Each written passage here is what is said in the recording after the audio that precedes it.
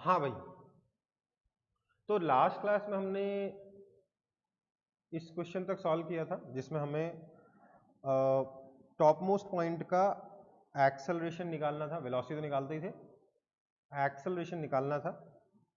ठीक है, एक्सेलरेशन कितना आया था याद है? अगर रेडियस इसका r है तो, और एंगुलर वेलोसिटी ओमेगा है, लीनियर वेलोसिटी v है, तो जो इसका एक्सेलरेशन आया था, that acceleration was nothing but omega square r towards the centre of the wheel. ठीक है, क्यों?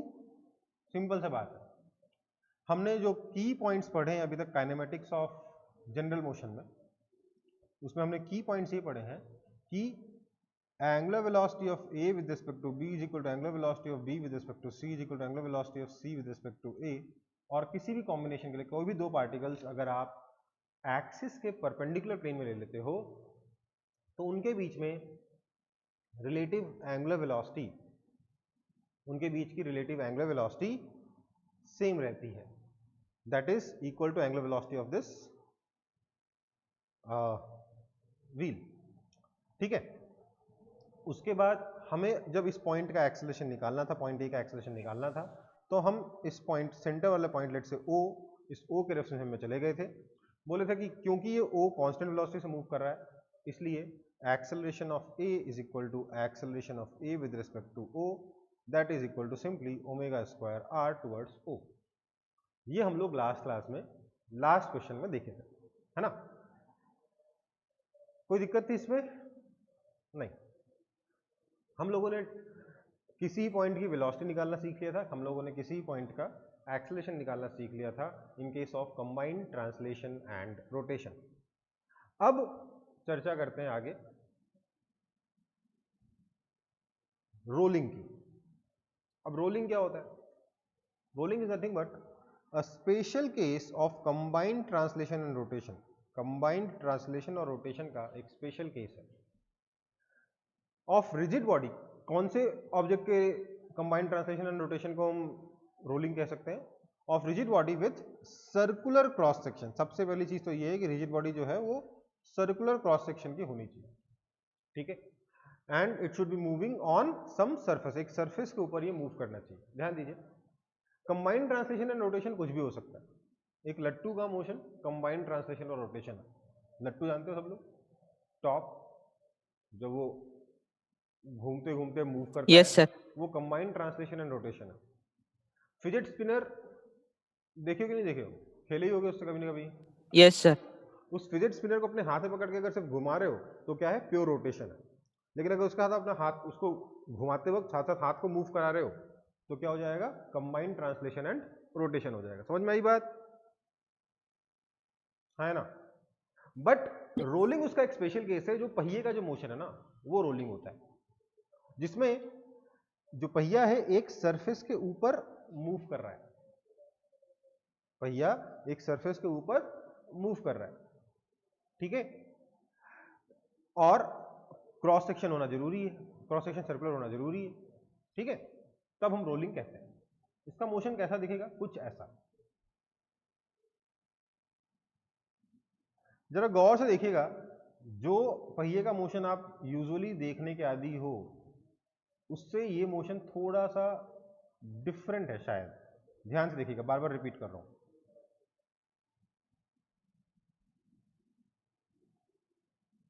कुछ डिफरेंस है कि नहीं है?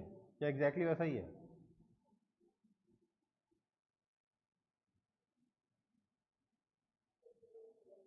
Any idea? कोई तो बता दो कि ये मोशन जो पहिए का आपको नॉर्मली देखने की आदत है, ये एग्जैक्टली वैसा है कि कुछ उससे डिफरेंट है?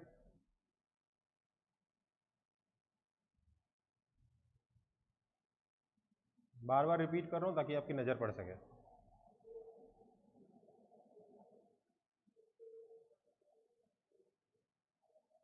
गलत आंसर होगा कोई दिक्कत नहीं, बोल के तो देखो यार। Sir different. कुछ कुछ डिफरेंस लग रहा है? कुछ अजीब लग रहा है? Yes sir. यस वो सर।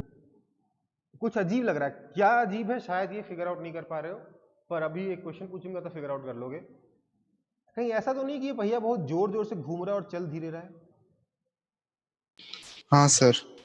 वही अजीब है ना, घूम जोर से रहा है और चल धीरे रहा है, राइट? हाँ इसको भी रोलिंग कहते हैं, पर there is something called pure rolling.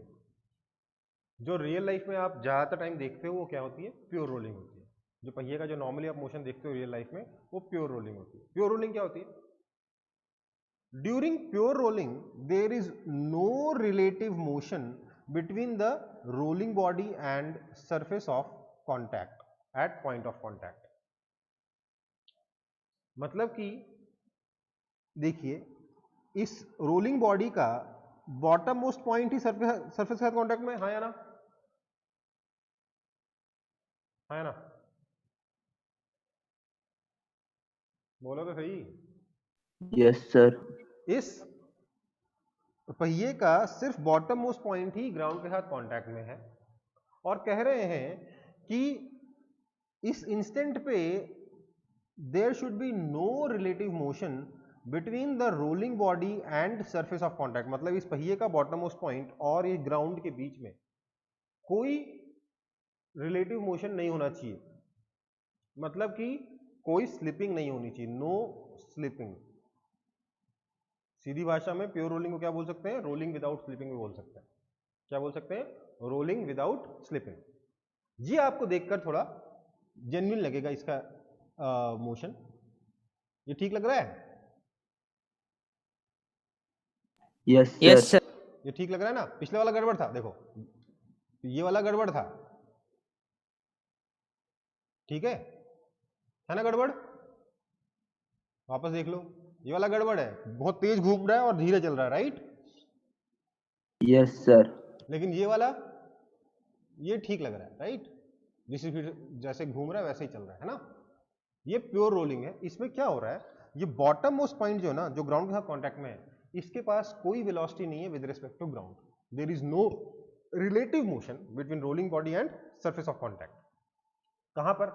देखिए ध्यान दीजिए, जब ऑब्जेक्ट कंबाइंड ट्रांसलेशन और रोटेशन करेगा तो हर एक पॉइंट की स्पीड तो अलग अलग होगी, हर एक पॉइंट की वेलोसिटी अलग अलग होगी, हमने देखा था। v ऊपर वाला v प्लस ओमेगा, नीचे वाला v माइनस ओमेगा, राइट वाला आगे की तरफ v, नीचे की तरफ ओमेगा, है ना? देखा था कि नहीं देखा था? हाँ सर देखा था। तो अब यहां पर क्या होगा, हम कह रहे हैं इस केस में जो बॉटम मोस्ट पॉइंट है इसके पास कोई मोशन नहीं होगा with respect to the surface of contact. मतलब इस केस में, जिस डायग्राम में फ्लोर के रिस्पेक्ट में बॉटम मोस्ट पॉइंट के पास कोई वेलोसिटी नहीं होगी, ठीक है? तो आप बोलोगे सर लेकिन फिर ये पॉइंट आगे जा तो रहा है सर, ऐसा तो है नहीं कि पॉइंट रेस्ट पे था, ये पॉइंट अभी यहाँ पे था, फिर थोड़ी देर बाद ऊपर मिला, फिर थोड़ी देर बाद आगे मिला, तो पॉइंट मूव तो कर रहा है सर। ये जो पॉइंट ऑफ कांटेक्ट था, ये जो पॉइंट है, ये तो पॉइंट मूव कर रहा है ना? देखो, एक पॉइंट ए इनिशियली यहां पर था, राइट, है ना? Yes sir. पहिए का एक पॉइंट ए यहां पे था, थोड़ी देर बाद अब यहां पर तो पहिए का कोई पॉइंट बचा ही नहीं ना, तो मतलब ये वाला पॉइंट आगे मूव कर गया होगा, हाँ या ना? हाँ yes sir. Sir. Yes sir. तो ये तो कंफ्यूजन है सर, आप बोल रहे हो कि ये वाला पॉइंट रेस्ट पर भी है और ये मूव भी कर जा रहा है, ऐसा कैसे हो रहा है ना? कंफ्यूजन है कि नहीं है? Yes sir. देखो, इसको समझने के लिए एक सिंपल सा मेरे पास इलस्ट्रेशन है, सिंपल, ये कॉपी करते जा रहे हो ना आप, जो भी लिखा है वहां पे? Yes sir. हाँ, इसको समझने के लिए एक सिंपल सा एनिमेशन है। इस बार मैं इस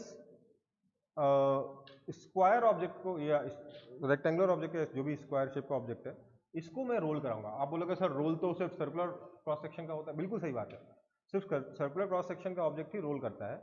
मैं फिर भी इस ऑब्जेक्ट को रोल करा रहा हूं, कैसे कराऊंगा देख लीजिए।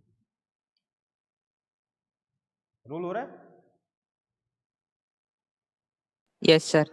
हाँ या ना? Yes sir. ये आइडियल रोलिंग नहीं है, बट रोलिंग है ना? देखो ध्यान से वापस, yes sir. During this yes rolling sir. कुछ दिख रहा है आपको कि जो पॉइंट कांटेक्ट में वो रेस्ट पर है, जो पॉइंट ग्राउंड के साथ कांटेक्ट में वो लगातार रेस्ट पे है, हाँ या ना? Yes yes sir. सर। है ना?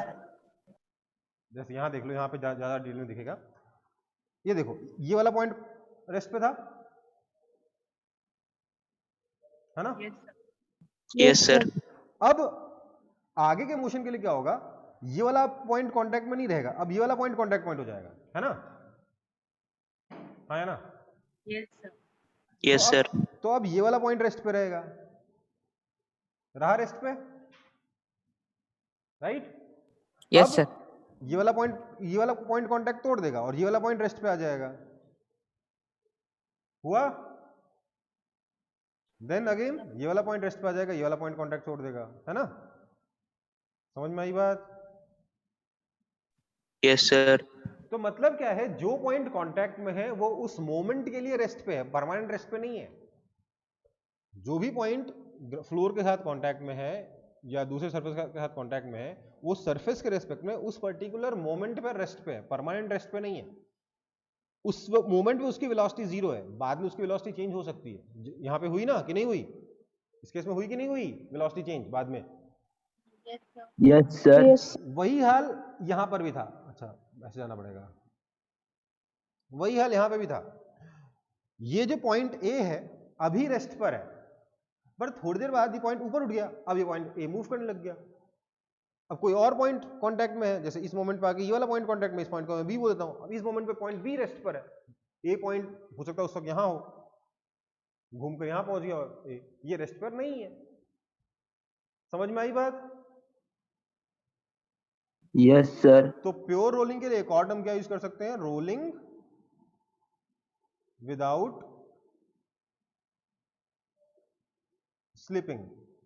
रोल करते वक्त जब जब गाड़ी चलाते हैं तो पहिया स्लिप करता है क्या रोड पे? करता है क्या? No, sir. अगर Sir. स्लिप नहीं करता तो आगे कैसे बढ़ रहा है पहिया? क्योंकि वो वाला पॉइंट पर्टिकुलर मोमेंट पे रेस्ट पे है। अगर ध्यान दो, अगर स्लिप होगा तो पहिए के निशान पड़ेंगे कि नहीं पड़ेंगे रोड पर? आपने देखा होगा जब बहुत तेज ब्रेक लगाते हैं तो पहिया पूरा घिस जाता है रोड के ऊपर, पूरा पहिए का निशान पड़ जाता है रोड पे। देखा है कि नहीं देखा है? Yes, sir. Yes, sir. वो क्यों होता है? क्योंकि उस मोमेंट पे प्योर रोलिंग नहीं हो रही थी, ज्यादा ब्रेक लगा दिए, प्योर रोलिंग होना बंद हो गई। कौन सा फ्रिक्शन लगा? Kinetic friction. पहले कौन सा लग रहा था? Static friction. Static friction. क्यों? क्योंकि बॉटम मोस्ट पॉइंट क्या है? रेस्ट पर है। समझ में आई बात? हाँ या ना? Yes, sir. क्योंकि बॉटम मोस्ट पॉइंट रेस्ट पे, इसलिए कौन सा फ्रिक्शन लग रहा था? स्टैटिक फ्रिक्शन लग रहा था, इसीलिए। अच्छा मुझे बताओ, कौन सा फ्रिक्शन बड़ा हो सकता है, स्टैटिक की काइनेटिक? Static. स्टैटिक फ्रिक्शन की लिमिटिंग वैल्यू काइनेटिक फ्रिक्शन से ज्यादा होती है ना? इसीलिए अगर आपको साइकिल या गाड़ी जल्दी रोकनी है तो ब्रेक बहुत ज्यादा स्ट्रांगली नहीं लगाने चाहिए, हल्के ब्रेक लगाने चाहिए। क्यों? ताकि रोलिंग प्योर होती रहे और स्टैटिक फ्रिक्शन लगे। स्टैटिक फ्रिक्शन आपकी गाड़ी को रोकने का काम करे, आपकी साइकिल को रोकने का काम करे। समझ में आई बात? Yes, sir. हम चाहते हैं स्टैटिक फ्रिक्शन की मैक्सिमम वैल्यू से गाड़ी रुके, और उसी लिए थोड़ा ड्राइविंग में ना एक्सपीरियंस चाहिए होता है। थ्योरी पढ़ के थोड़ा ना चले जाओगे, है ना? थोड़ी प्रैक्टिस चाहिए होगी कि नहीं? चलो फिर आगे बढ़ते हैं। वैसे तो और भी बहुत सारे कारण हैं। तो अब जो हमने पढ़ा उस पर एक सवाल कर लेते छोटा सा। क्या बोला है? बोला है कि हमारे पास ये पहिया है जिसकी जो वेलोसिटी v से और एंगुलर वेलोसिटी ओमेगा से मूव कर रहा है। बोला है find the relation between linear and angular velocity of rolling without angular velocity for rolling without slipping of a wheel of radius r। एक व्हील जिसका रेडियस r है, ये व्हील बिना स्लिपिंग के रोल करता रहे, मतलब परफेक्ट रोलिंग करता रहे, प्योर रोलिंग करता रहे। इसके लिए इसकी वेलोसिटी v और एंगुलर वेलोसिटी ओमेगा में क्या रिलेशन होना चाहिए, ये मुझे बताना है। तो रिलेशन क्या है? सिंपल सी बात है, बॉटम मोस्ट पॉइंट की जो वेलोसिटी वो कितनी होनी चाहिए? 0 होनी चाहिए। Yes, sir. मैंने बोला velocity of bottom most point must be 0, और बॉटम मोस्ट पॉइंट की वेलोसिटी होगी कितनी? V by ट्रांसलेशन की omega r. ट्रांसलेशन के कारण v और रोटेशन के कारण पीछे की तरफ ओमेगा r। हाँ या ना? Yes, sir. This has to be equal to 0, this implies v is equal to omega r। ये आपका रिलेशन आ गया, है ना बेटा? ऐसा होगा तो ये प्योर रोलिंग करेगा अगर v इसका ओमेगा r के बराबर हो जाए। v अगर ओमेगा r के बराबर हो तो हमारा पहिया प्योर रोलिंग कर पाएगा, अदरवाइज नहीं करेगा। समझ में आया? Yes, sir. ओके, आगे बढ़ता हूं फिर। कॉपी हो गया ना question? Giving you 10 seconds. Sir, noted. Okay.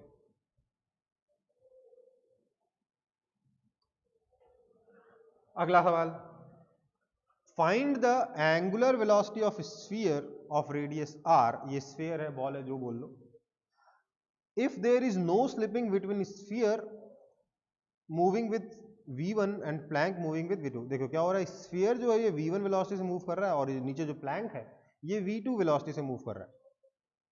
ठीक है, बोला है कि इसकी घूमने की एंगुलर वेलोसिटी ओमेगा कितनी होगी, ये बताइए। ठीक है बेटा, इसके लिए क्या करेंगे बताइएगा।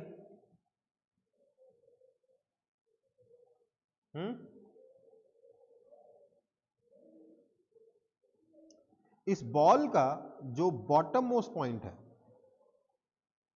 ये वाला पॉइंट, इस बॉल की बॉटम मोस्ट पॉइंट दिख रहा है आप लोगों को, नहीं दिख रहा होगा ना, काम करता हूं वाइट कर लेता हूं। ये बॉल का जो बॉटम मोस्ट पॉइंट है, इसकी वेलोसिटी, ये जो पॉइंट ए है, मैं कह रहा हूं कि वेलोसिटी ऑफ पॉइंट ए कितना होना चाहिए, इक्वल टू 0 होना चाहिए कि नहीं होना चाहिए, Yes, sir. है ना? Yes, sir. हाँ या ना? Yes, sir. नहीं, velocity of A must be equal to v2। Yes, sir. समझ में आया? क्योंकि there should be no slipping between the ball's bottom most point and the surface of contact, right? हाँ या ना? Yes, sir. तो मैं Yes, यहाँ पे sir. इक्वेशन क्या लिखूं, दिस इंप्लाइज क्या लिख सकता हूँ, v1 minus omega r is equal to v2। This implies omega is equal to v1 minus v2 upon r. कोई दिक्कत No, sir. है ना? मोशन कुछ ऐसा दिखेगा, है ना बेटा? बॉटम उस पॉइंट देखिए प्लैंक के साथ मूव कर रहा है, हो रहा है ना? Yes, sir. कॉपी कर लो तो आगे बढ़ूं।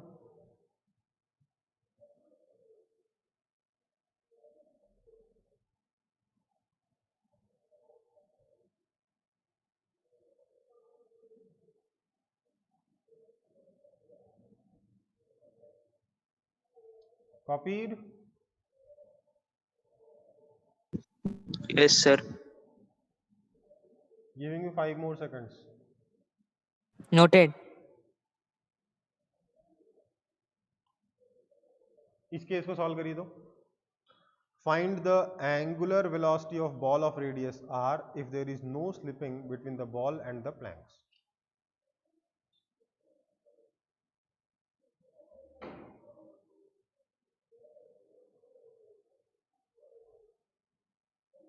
समझ रहे हो, कुछ ऐसा मोशन हो रहा है, उसमें मुझे इस बॉल की एंगुलर वेलोसिटी चाहिए।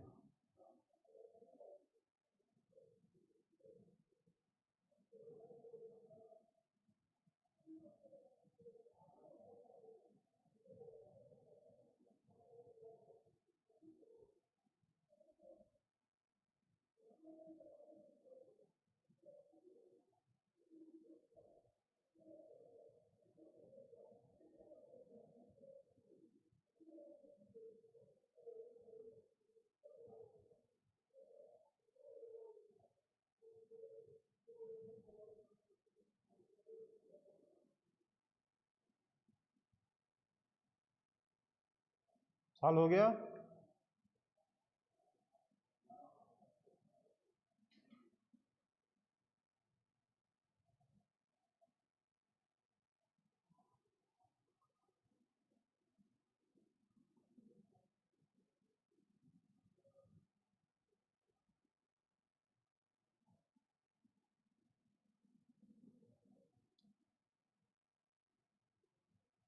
देखो क्या करेंगे, क्वेश्चन बहुत ही आसान है, इतनी देर में सॉल्व हो जाना चाहिए था।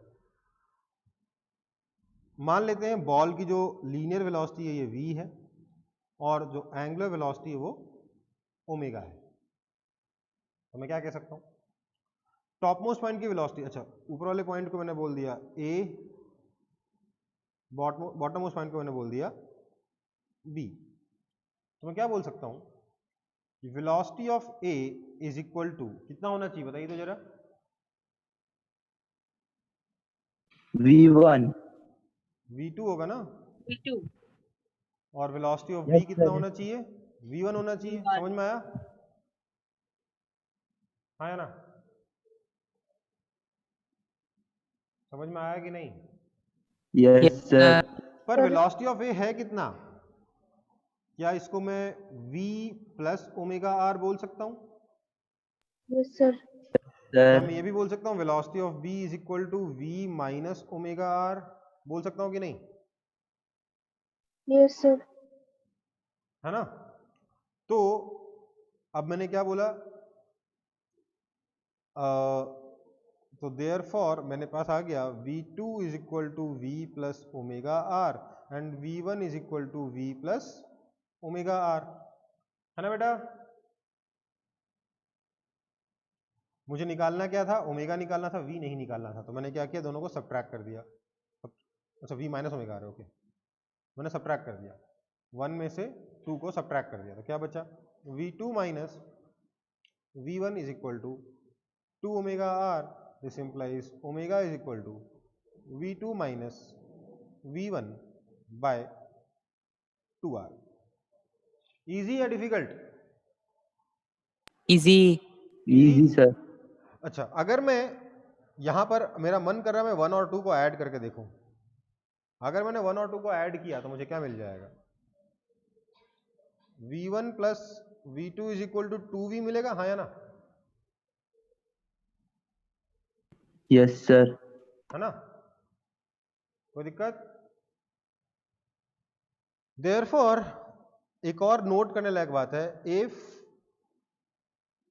v1 is equal to 0 then this means that v2 is equal to 2v। मतलब अगर नीचे वाला सरफेस रेस्ट पर है तो ऊपर वाला जो प्लैंक है वो डबल स्पीड से जाएगा इन कंपैरिजन टू बॉल। जाएगा कि नहीं? हाँ या ना? बताओ।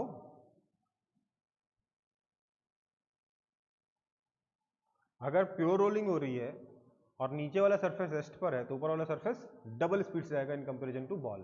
v2 is equal to 2v आ रहा है, राइट? टॉप मोस्ट पॉइंट की वेलोसिटी बॉल की वेलोसिटी से डबल हो जाएगी। वैसे ही कह सकते हो कि बॉल की जो वेलोसिटी है वो टॉप मोस्ट पॉइंट और बॉटम मोस्ट पॉइंट के एवरेज है ना? यहां से देख रहे हो, दिख रहा है आप लोगों को कि नहीं दिख रहा कि v1 plus V two is equal to 2v, मतलब v जो है v1 plus V two by 2 है। दिख रहा है? Yes, sir. sir. Yes, sir. तो जो बॉल की जो सेंटर ऑफ मास की जो वेलोसिटी है that is basically average velocity of top most point and bottom most point, है ना? और अगर इसीलिए अगर बॉटम मोस्ट पॉइंट रेस्ट पर है तो top most point double speed से जाएगा। और इसके लिए आप ध्यान दीजिएगा, इसके लिए आपको इतनी फिजिक्स और इतनी मैथ्स लगाने की जरूरत नहीं है, जनरल लाइफ में भी आपको पता होना चाहिए था ये। बचपन में बहुत बार आप ये काम तो किए होंगे कि पेन, हाथ में एक पेन लेके, ये मेरे पास पेन है, इतना साफ शायद नजर नहीं आ रहा हो, ये पेन है, हाथ में ये पेन लेकर आपने कभी इस तरीके से रोल तो किया होगा, किया कि नहीं किया? हाँ? हाँ सर। तो आप देखिए जितनी देर में पेन एक हाथ की दूरी कवर करेगा, ऊपर वाला हाथ 2 हाथ की दूरी कवर कर लिया, किया कि नहीं किया? सोचिए। Yes, sir. Yes, sir. दिख रहा है?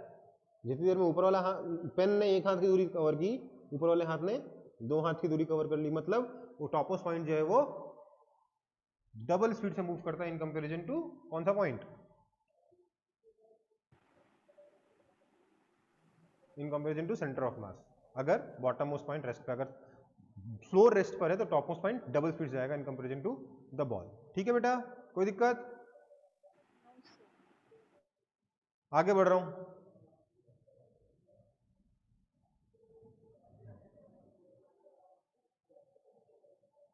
ये वाला क्वेश्चन सॉल्व करेंगे। If the cylinder is rolling without slipping with speed v, find the speed of topmost, bottommost, foremost and rearmost point.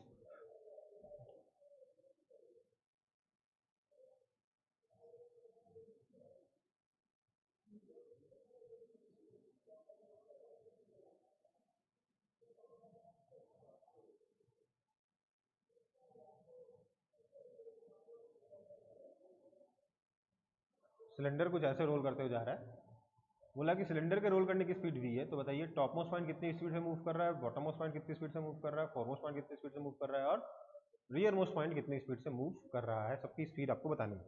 बहुत आसान है। Velocity of bottom most point तो कितना होना चाहिए, 0 होना चाहिए। दिस इंप्लाइज अगर इसके घूमने की स्पीड एंगुलर स्पीड ओमेगा है और लीनियर स्पीड अगर इसकी v है, तो हम कह सकते हैं v minus omega R has to be equal to 0। This implies v is equal to omega R. हाँ या ना, कह सकते हैं कि नहीं कह सकते? जो bottom Yes, most sir. Point है इसकी वेलोसिटी कितनी होती है, v माइनस ओमेगा आर, है ना। टॉप मोस्ट पॉइंट की स्पीड कितनी होती है, v V प्लस plus omega. Omega R, right. So v top कितना हो जाएगा, v plus omega R, that is simply 2v, 2V. Right. Foremost point के साथ क्या होगा, सबसे आगे वाले पॉइंट के साथ क्या होगा, आगे की तरफ v और नीचे की तरफ ओमेगा आर। नेट स्पीड कितनी हो जाएगी, ये हो जाएगा under root of v square plus omega R का होल स्क्वायर, है ना। तो v फोरमोस्ट पॉइंट क्या हो जाएगा, under root of v square plus omega R का whole square, that is equal to under root of 2v square, that is equal to v root 2, क्योंकि omega are कितना है, v के बराबर है, right. Similarly v rear point, जो rear most point है, उसकी स्पीड भी कितनी हो जाएगी, आगे की तरफ v लीनियर की वजह से और घूमने की वजह से ऊपर की तरफ omega R, which is equal to v। So v rear is also equal to under root of v square plus v square, that is equal to v root 2। किसी को आपत्ति तो बता दो। No, sir. क्लियर है ना एकदम, ये कोई डाउट है?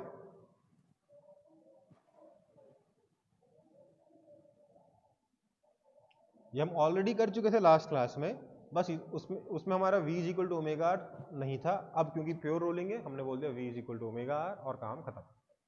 ठीक है, देखो v is equal to omega R आपको याद रखना है, लेकिन उसमें ये कंडीशन याद रखनी कि ऐसा तब होगा अगर फ्लोर रेस्ट पर है या बॉटम नीचे, अगर प्लैंक के ऊपर मूव कर रहा हो, प्लैंक खुद मूव कर रहा है, तो v is equal to omega R नहीं होगा। तो उस केस में हमको बस बॉटम मोस्ट पॉइंट की वेलोसिटी 0 करनी होगी, राइट। 0 नहीं, सॉरी, उस प्लैंक के बराबर करनी होगी, right. Is this clear to you? Yes, sir. Yes, sir. Yes, sir. Okay, next. तो काइनेटिक्स तो हो गया, वैसे तो बहुत कुछ है इसमें। रोटेशन इतनी जल्दी खत्म नहीं होता, मतलब पढ़ाने को तो इसमें बहुत कुछ पढ़ा सकता हूँ मैं, 6 महीने रोटेशन पढ़ा सकता हूँ, पर कहीं ना कहीं तो ब्रेक लगाना होगा। सो हमारा अगला टॉपिक है dynamics of general motion of rigid body. Dynamics of general motion of rigid body, किसी भी रिजिड बॉडी के डायनामिक्स की का जनरल मोशन का डायनामिक्स कैसे काम करेगा। तो सबसे पहले तो है नेट फोर्स। नेट फोर्स कितना होगा, कोई बताएगा मेरे को? That will be simply equal to mass into acceleration of centre of mass. इसमें दिमाग लगाने की कोई जरूरत ही नहीं है। नेट फोर्स हमेशा यही होता है किसी भी मोशन के लिए, रिजिड बॉडी हो, नहीं नॉन रिजिड बॉडी हो, जनरल मोशन कैसा भी हो, किसी भी चीज सिस्टम का हो, नेट फोर्स जो है वो mass into centre of mass का एक्सेलरेशन ही होता है। समझ में आई बात? नेट मोमेंटम कितना हो जाएगा? Yes. Mass into Mass into velocity of center of mass.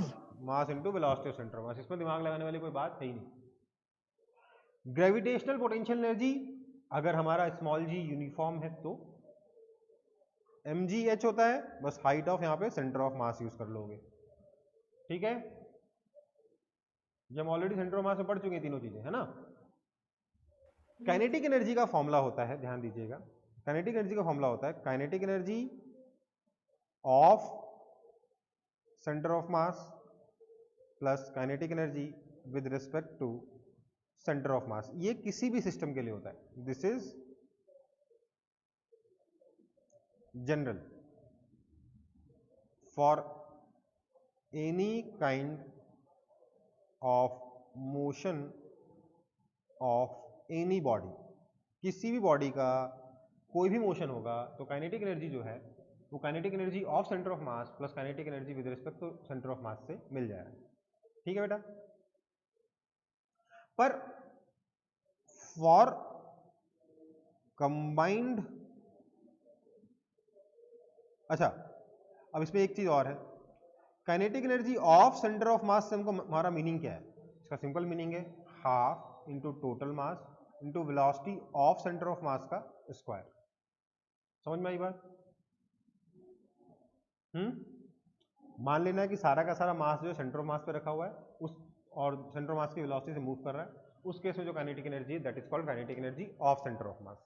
ठीक है। Next is kinetic energy with respect to centre of mass. इसका क्या मतलब है?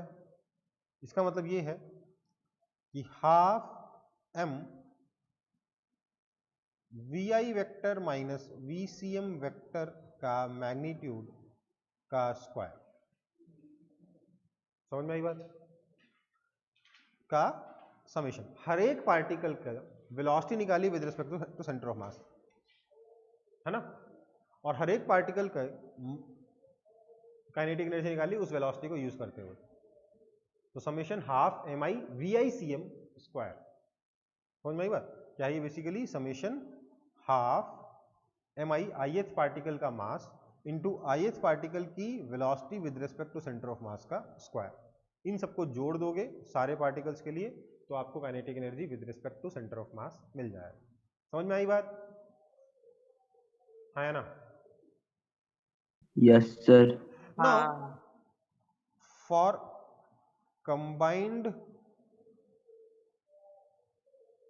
translation and rotation of rigid body, अगर हम एक रिजिड बॉडी का combined translation and rotation consider करें, for combined translation and rotation of a rigid body, kinetic energy of centre of mass तो वही है, but kinetic energy with respect to centre of mass जो है that is given by half I with respect to centre of mass into omega square. Simple, क्योंकि centre of mass के ऊपर अगर आप चढ़ जाओगे तो सारे पार्टिकल्स गोल गोल घूमते हुए नजर आएंगे, तो सिर्फ प्योर रोटेशन हो जाएगा, उस प्योर रोटेशन की हम लोग काइनेटिक एनर्जी लिख देंगे, काम हो जाएगा half I C M into omega square. ये आपकी kinetic energy with respect to centre of mass है। समझ में आई बात?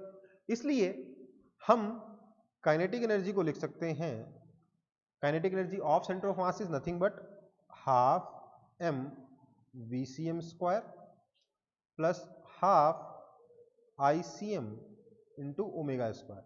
यहां आई सी एम क्या है? This is basically moment of inertia about axis passing through centre of mass. Axis passing through centre of mass, यहां दिख नहीं रहा। समझ में आया कि नहीं आया?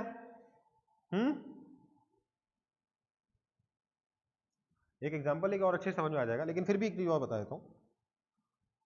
ये जो पोर्शन आया आप देख सकते हो, इसमें कुछ नहीं है, half into mass into velocity square, और इसमें कुछ नहीं, हाफ आई ओमेगा स्क्वायर है ना। इसलिए हम इसको बोलते हैं ट्रांसलेशनल काइनेटिक एनर्जी। सिर्फ ट्रांसलेशन की काइनेटिक एनर्जी है ये हाफ एम वी स्क्वायर, और ये सिर्फ रोटेशन की काइनेटिक एनर्जी है, इसको हम कहते हैं रोटेशनल काइनेटिक एनर्जी। देखो, अगर कंबाइंड ट्रांसलेशन एंड रोटेशन हो रहा है तो बहुत अच्छी बात है, ट्रांसलेशन की काइनेटिक एनर्जी अलग आ जाती है, रोटेशन की अलग आ जाती है, दोनों को जोड़ दो टोटल आ जाती है। और क्या चाहिए? इससे सिंपल क्या हो सकता था?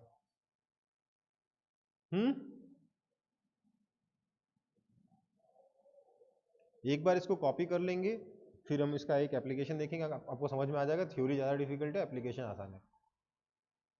डेरिवेशन तो हमने अभी किया नहीं है, करना भी नहीं है।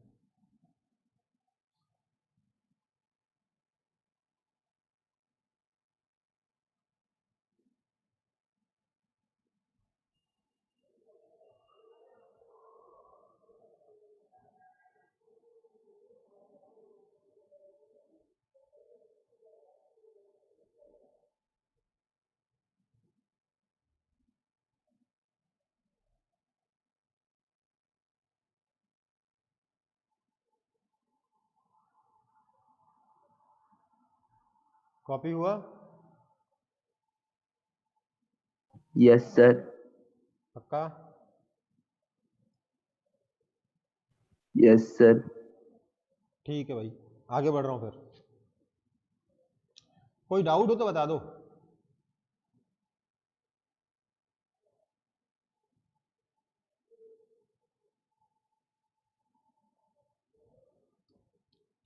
नेक्स्ट है, find kinetic energy of the disc of radius r and mass m as shown.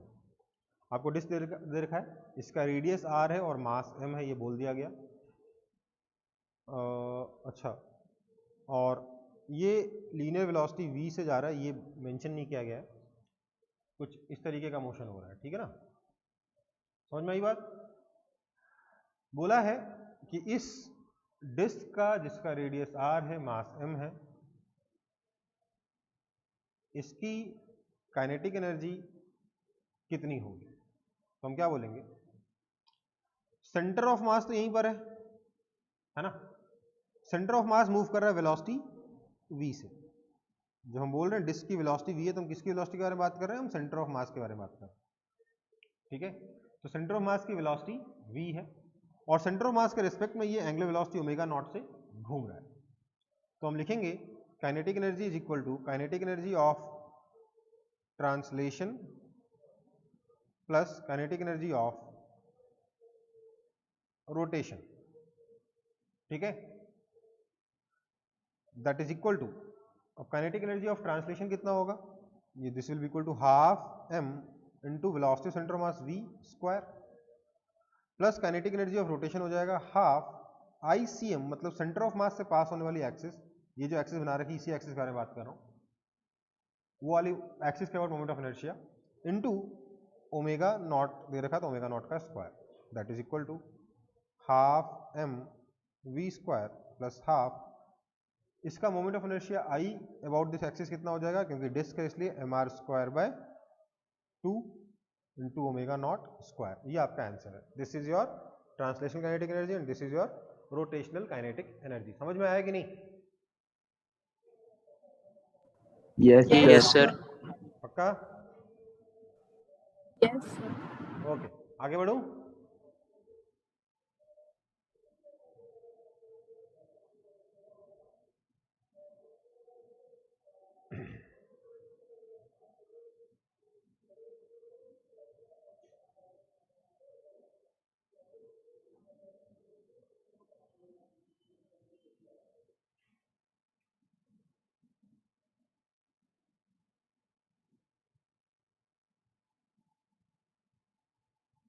ठीक है, मैं आगे बढ़ रहा हूं।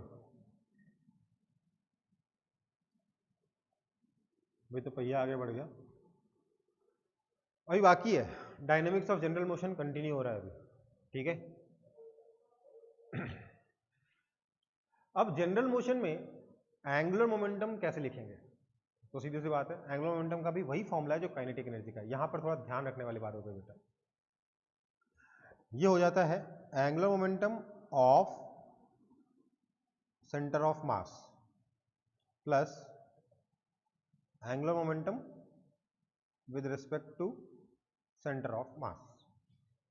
एंगुलर मोमेंटम में दिक्कत ये है, अगर कंबाइंड ट्रांसलेशन एंड रोटेशन है तो उसमें आपको सेंटर ऑफ मास का एंगुलर मोमेंटम लिखना पड़ेगा प्लस सेंटर ऑफ मास के रिस्पेक्ट में एंगुलर मोमेंटम लिखना पड़ेगा, ठीक है बेटा?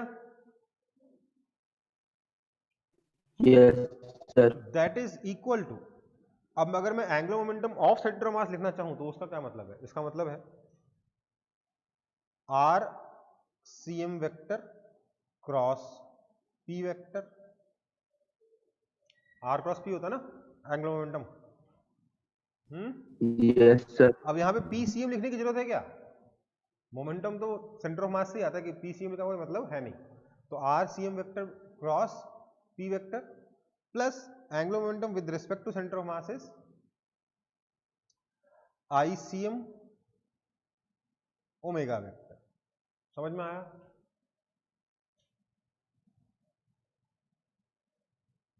आया ना?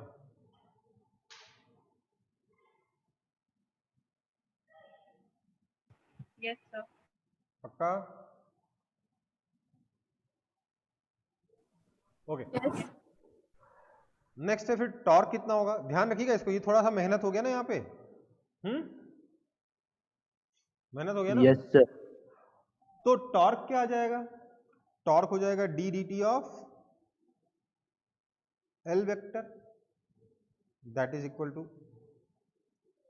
D D T of angular momentum of centre of mass plus D D T of angular momentum with respect to centre of mass, है ना। Yes, sir. अब जरा ध्यान दीजिएगा, this is equal to D D T of R C M vector cross P vector plus I C M alpha vector, है ना। तो tau जो है आपका आई अल्फा के बराबर नहीं है, कुछ और भी आ गया, राइट। तो tau equal to I alpha valid नहीं बचा रहे भैया, बहुत झमेला हो गया, राइट।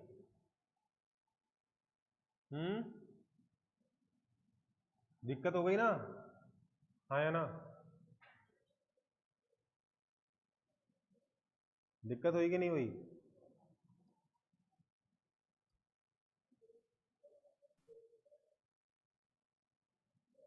दिक्कत हुई कि नहीं हुई,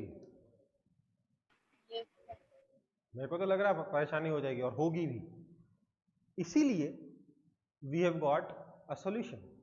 क्या कि भैया जनरल टॉर्क लिखूंगा ही नहीं मैं, टॉर्क लिखूंगा हमेशा सेंटर ऑफ मास के अबाउट, टॉर्क हमेशा किसके अबाउट लिखूंगा, सेंटर ऑफ मास के अबाउट लिखूंगा। तो टाउ सीएम क्या हो जाएगा, जैसे मैंने टाउ सीएम लिखा तो यहां पर आर सीएम 0 हो गया ना, जैसे मैं सेंटर ऑफ मास के रेस्पेक्ट में बात करने लग गया, सेंटर ऑफ मास से पास होने वाले एक्सिस के रेस्पेक्ट में बात करने लग गया, तो उस एक्सिस से सेंटर ऑफ मास का डिस्टेंस कितना हो गया 0, तो आर सी एम हो गया 0, इसलिए ये वाला पार्ट हो गया 0, तो that is simply equal to I C M into alpha vector. यही कारण है कि हम कोशिश करते हैं टॉर्क की इक्वेशन हमेशा सेंटर ऑफ मास के रेस्पेक्ट में लिखी जाए। समझ में आई बात, टॉर्क हमेशा सेंटर ऑफ मास के रेस्पेक्ट में लगाने की कोशिश हम लोग इसीलिए करते हैं, इसीलिए सेंटर ऑफ मास हमेशा एक अच्छी चॉइस होती है टॉर्क को सिलेक्ट करने के लिए। समझ में आया कि नहीं। ये बहुत डिफिकल्ट सा हो गया था ना, हालांकि उतना डिफिकल्ट नहीं है, जब प्रैक्टिकल क्वेश्चन करने जाओगे तो जितना दिख रहा है ना डिफिकल्ट, उतना डिफिकल्ट है नहीं, बट फिर भी ये डेफिनेटली ज्यादा इजियर है, राइट। इसलिए टॉर्क की इक्वेशन जब भी लिखो कोशिश करो कि सेंटर ऑफ मास के रेस्पेक्ट में लिखी जाए, नहीं तो उसके अलावा भी लिखना आना चाहिए, किसी और एक्सिस के अबाउट भी लिखना आना चाहिए। मैं बस एक बात कह रहा था, आगे बढ़े।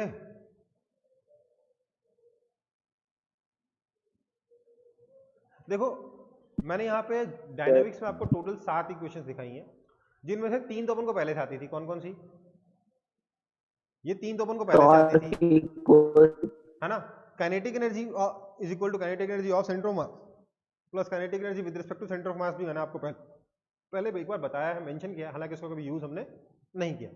यहां पर उसका अच्छा वर्जन क्या आ गया, सिंपली ट्रांसलेशनल काइनेटिक एनर्जी अलग और रोटेशनल काइनेटिक एनर्जी अलग आ गई, राइट, है ना।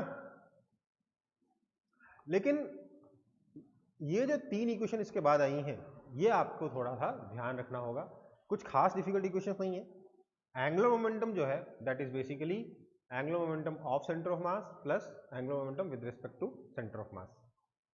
सेंटर ऑफ मास का यहां पर भी यूज हो रहा है, रोटेशन में बार बार हो रहा है, पर डायरेक्ट यूज नहीं हो रहा। डायरेक्ट मतलब कि सीधे सीधे आप angular momentum of centre of मास लिख के छुट्टी नहीं कर सकते, है ना बेटा। तो डायनामिक्स ऑफ जनरल मोशन समझ में आ रहा है।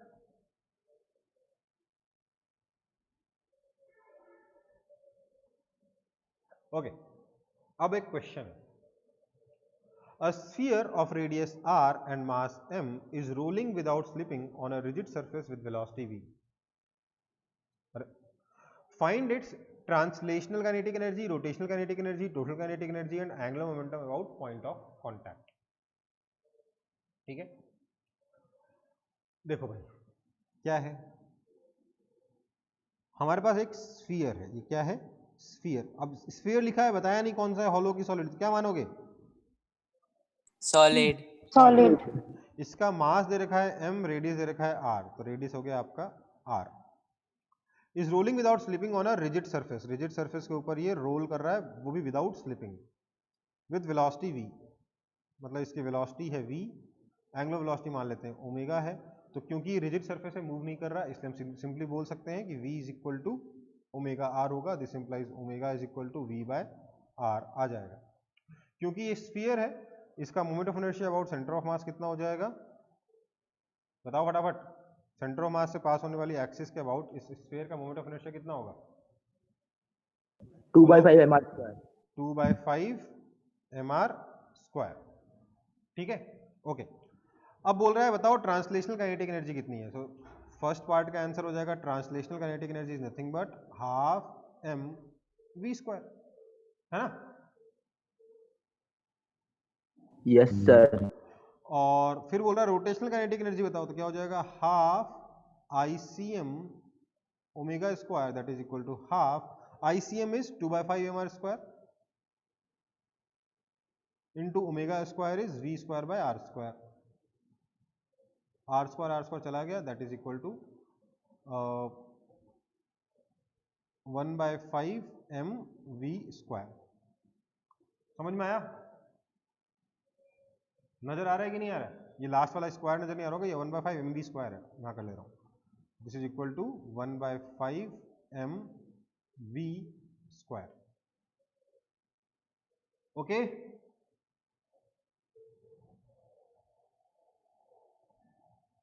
Is it clear?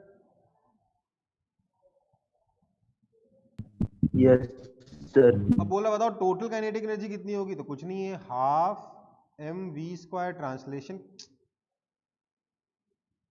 रुको एक सेकेंड,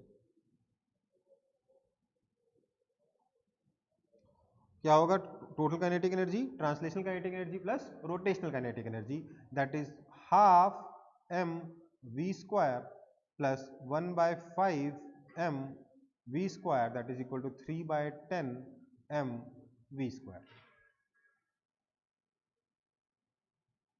सॉरी 3/10 नहीं होगा, कितना होगा ये? 6/10 होगा ना, 3/5 आएगा, 7/10 mv स्क्वायर। ठीक है,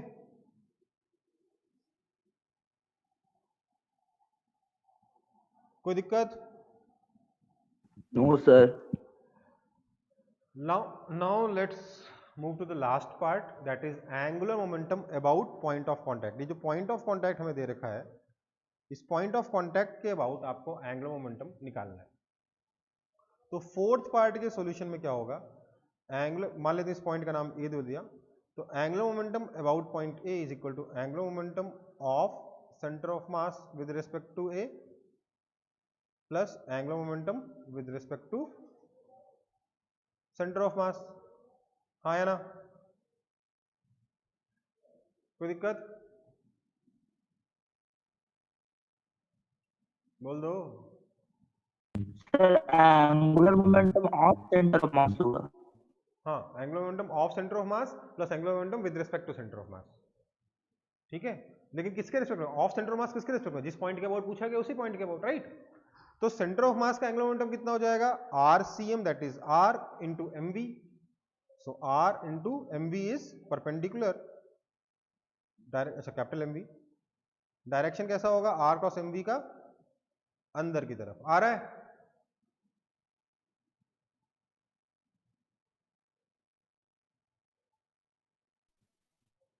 Yes, sir. आ गया? पक्का?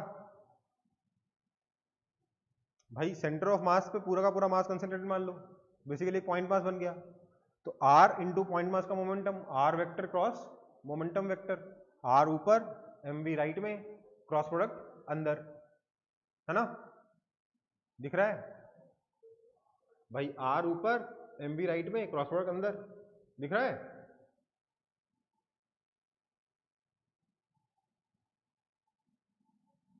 R cross mv, R cross mv, R cross mv, अंदर आ रहा है?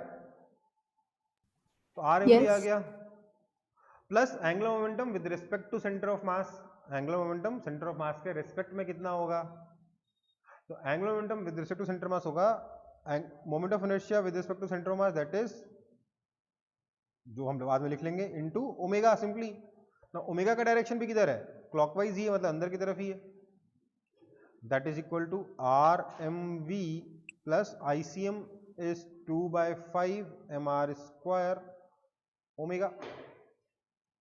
Now because the rolling is pure, या आप लिख सकते हो omega is equal to V by R, यहाँ सीधे सब्स्टिट्यूट कर सकते हो।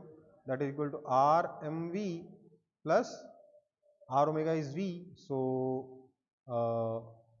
2/5 आर एम वी, दोनों क्लॉकवाइज डायरेक्शन में अंदर की तरफ, दैट इज इक्वल टू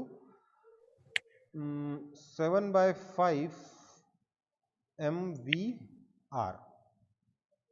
समझ में आया? डायरेक्शन अंदर की तरफ। कोई दिक्कत?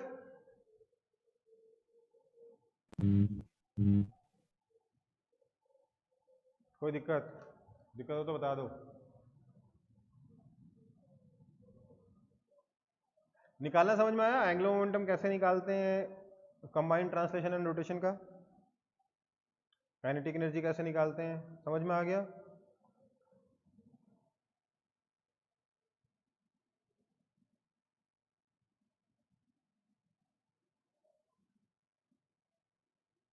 Sir, noted. क्या? Noted, sir. नोटेड। कॉपी हो गया सबका? 5 सेकंड्स और दे रहा हूं।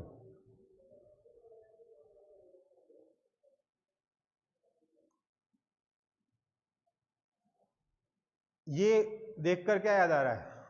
ये सिचुएशन देखकर कभी खेला है योयो से?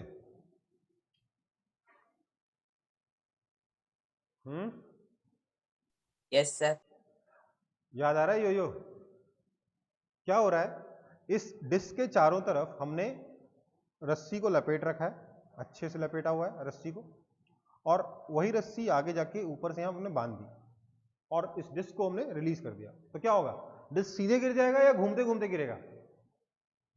घूमते घूमते घूमते गिरेगा। गिरेगा, कुछ ऐसे। हाँ है ना? ऐसे यस गिरेगा ना? सर।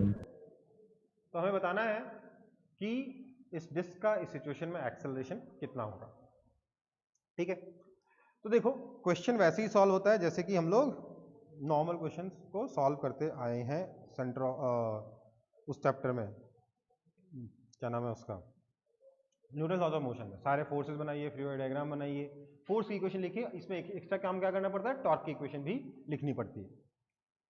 हमने सबसे पहले लिखा यहाँ पर, इसके ऊपर फोर्सेस क्या लग रहे होंगे? नीचे की तरफ mg और ऊपर की तरफ टेंशन T, यही होगा ना? यस बड़ा सर। टेढ़ा बन गया है बट एक सेकंड रुक जाइए। ठीक है, मान लेते हैं इसका एक्सेलरेशन जो सेंटर ऑफ मास का है वो डाउनवर्ड डायरेक्शन में a है और एंगुलर एक्सेलरेशन इसका अल्फा है। ठीक है बेटा, कोई दिक्कत? तो अब मैं पहले लिखूंगा ट्रांसलेशन की इक्वेशन, क्योंकि इसमें एक्स डायरेक्शन में कुछ नहीं हो रहा, सब कुछ वाई डायरेक्शन में हो रहा, सब कुछ डाउनवर्ड डायरेक्शन में हो रहा है। मैंने डाउनवर्ड डायरेक्शन को प्लस ले लिया, अपवर्ड डायरेक्शन को माइनस ले लिया। तो क्या लिखूंगा? mg minus T is equal to ma। कोई आपत्ति किसी को?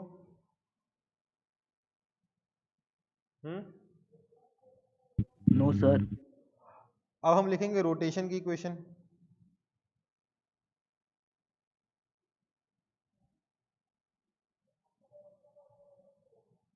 रोटेशन के लिए क्या मैं लिख सकता हूं कि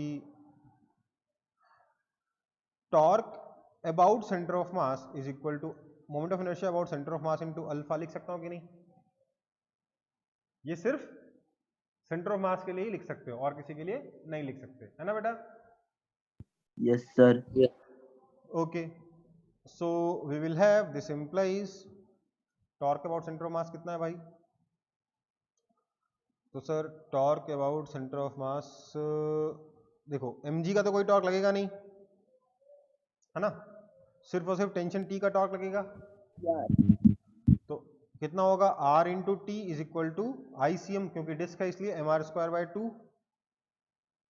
आईसीएम का मतलब मैं इस एक्सिस का बांध रहा हूं, इस वाली एक्सिस के अबाउट, ठीक है, वो एक्सिस जो आपके प्लेन के परपेंडिकुलर है, क्योंकि उसी का वो रोटेशन हो रहा है ना। तो M R square by 2 into alpha, तो एक आर ने एक आर को मार दिया, क्या बचा, tension T is equal to M into R alpha by 2, this is equation 2। कोई आपत्ति?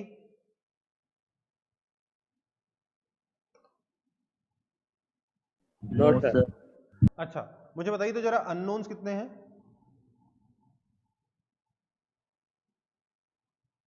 बताइए तो जरा। mg तो पता है, टेंशन टी अननोन है ना, एक्सेलरेशन ए अननोन है, अल्फा और अल्फा भी अननोन है, 3 अननोन है, और नोन कितने हैं, नोन कितने हैं, सॉरी इक्वेशंस कितनी है, 2 हैं। तो एक इक्वेशन और चाहिए होगी ना, तभी सॉल्व कर पाओगे, अदरवाइज सॉल्व कैसे करोगे, है ना बेटा, हाँ या ना। Yes sir. तो क्या करेंगे, एक और इक्वेशन कहां से लाएंगे,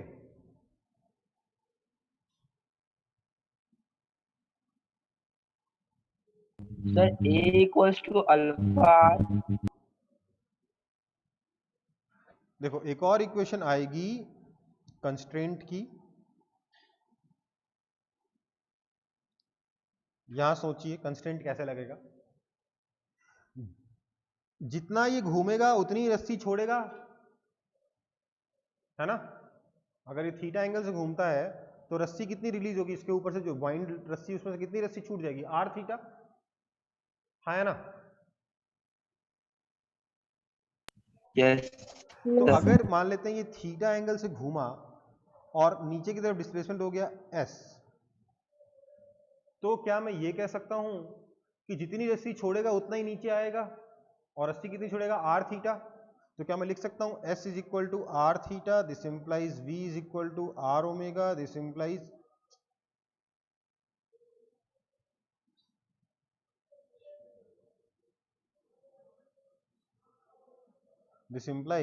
ए is equal to R alpha, लिख सकता हूं कि नहीं लिख सकता हूं,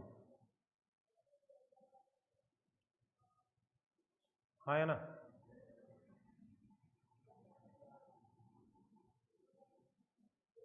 यस सर। लिख सकता हूं ना। सो 3 इक्वेशन बन गई।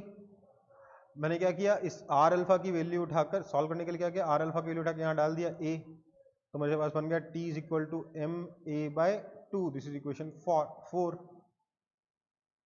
अब मैंने बोला 1 प्लस 4 कर दो, टेंशन से मुक्ति, M G is equal to 3 ma by 2, this implies acceleration A is equal to 2g by 3, answer. समझ में आया कि नहीं आया,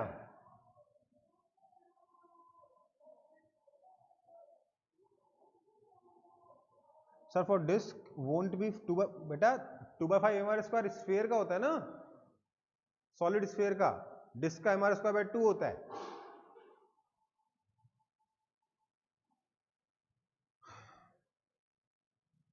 मोमेंट ऑफ इनर्शिया तो याद रखना होगा ना सबका।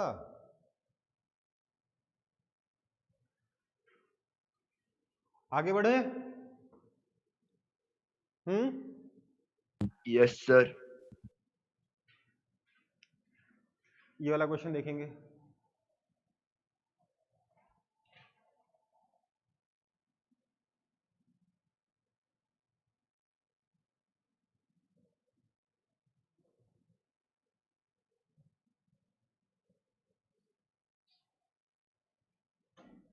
ये एंगल थीटा, अच्छा दे रखा ना क्वेश्चन में, ठीक है।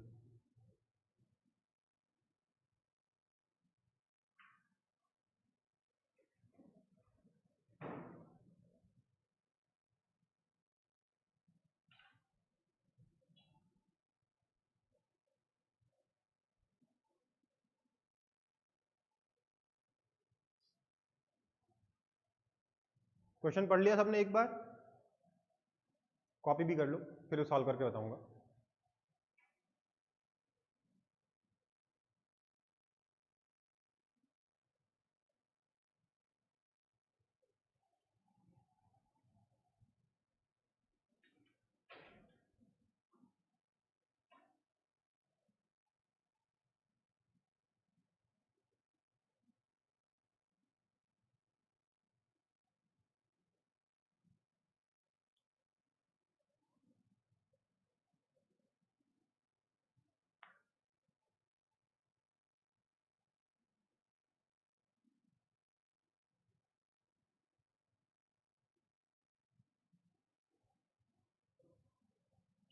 कॉपी हुआ?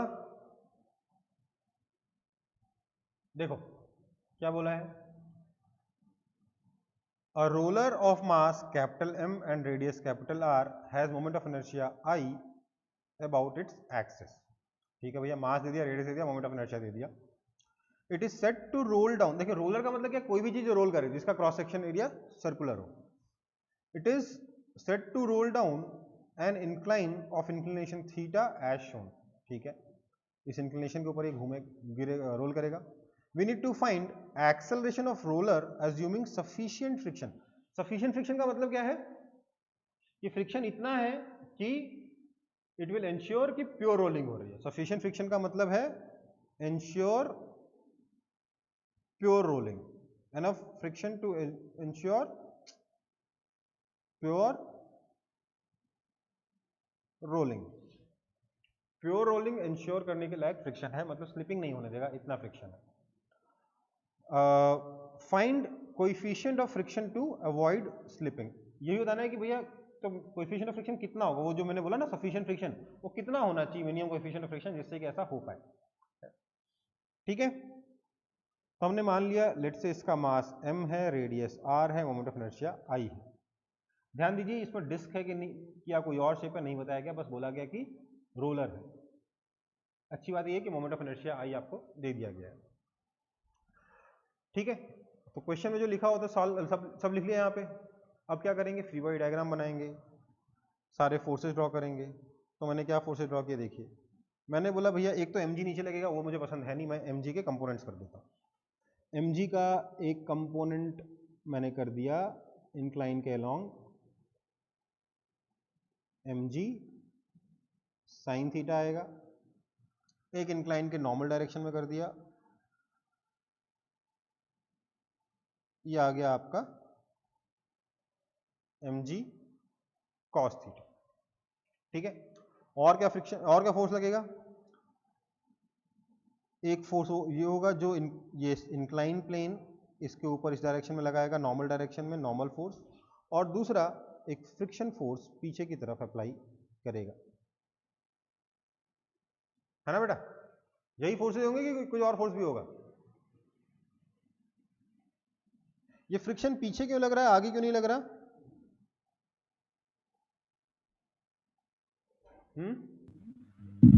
सर क्योंकि रिलेटिव रोल अगर फ्रिक्शन नहीं होगा तो स्लाइड करते हुए नीचे जाएगा, तो मतलब बॉटम मोस्ट पॉइंट की वेलोसिटी आगे आ जाएगी, मतलब नीचे की तरफ आ जाएगी। तो इसलिए फ्रिक्शन जो मोशन को नहीं, उस टेंडेंसी ऑफ मोशन को अपोज करने के लिए पीछे की तरफ एक्ट करेगा, ऊपर की तरफ एक्ट करेगा। समझ में आया? थोड़ी देर में देखेंगे इसको, फ्रिक्शन के डायरेक्शन हम थोड़ी देर में और डिटेल में देखेंगे। फ्रिक्शन किस केस में किधर लगेगा, ये पता लगाना अपने आप में एक स्किल है जो इस रिजिड बॉडी डायनेमिक्स को सॉल्व करने के लिए आपको काफ़ी आसान बना देगा, अगर फ्रिक्शन का डायरेक्शन आप अच्छे से समझ पाते हो तो mg साइन थीटा नीचे लगा, mg कॉस थीटा इधर लगा, नॉर्मल लगा, फ्रिक्शन लगा, और हमने इसको छोड़ दिया एक्सेलरेट होने के लिए, तो ये रोल करते हुए ऐसे पीछे नीचे चला जाएगा। हमें यही बताना है कि इसका एक्सेलरेशन कितना होगा। मैंने ऑब्वियसली अगर इस तरीके से फोर्सेस ड्रॉ किए हैं, कंपोनेंट इधर किए हैं, मतलब मैंने ऑब्वियसली इसी में से एक डायरेक्शन को एक्स एक्सिस और एक डायरेक्शन को वाई एक्सिस मान रखा है। मैंने इंक्लाइन के डाउनवर्ड डायरेक्शन में एक्स एक्सिस मान रखा है, इंक्लाइन के नॉर्मल डायरेक्शन में वाई एक्सिस मान रखा है। अब मैंने बोला कि मैं ट्रांसलेशन की इक्वेशन लिखता हूं। अगर हम ट्रांसलेशन की इक्वेशन लिखें तो क्या लिख सकते हैं, वाई डायरेक्शन में तो कुछ भी नहीं होगा, लेकिन फिर भी वाई डायरेक्शन में नेट फोर्स जीरो कर देंगे। एक्स डायरेक्शन का देखिए, M G sine theta minus friction is equal to M A. हमने मान लिया इसका एक्सेलरेशन नीचे की तरफ ए है और एंगुलर एक्सेलरेशन इसका अल्फा है। ठीक है, कोई दिक्कत? तो M G sine theta minus friction is equal to M A. अगली चीज क्या लिखेंगे?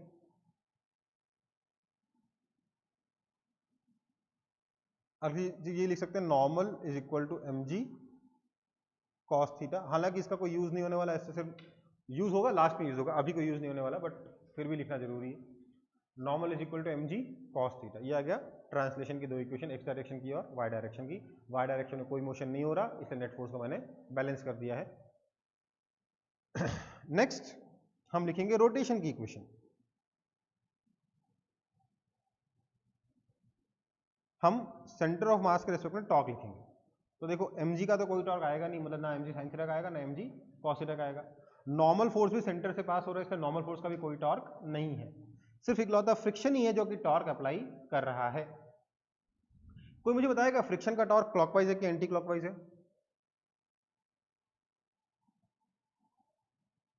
अनिकेत? क्लॉकवाइज है ना? क्यों? आर इधर एफ इधर, आर क्रॉस एफ करके देख लो। आर नीचे एफ इधर, किधर आया? अंदर की तरफ आया कि नहीं आया? Yes sir.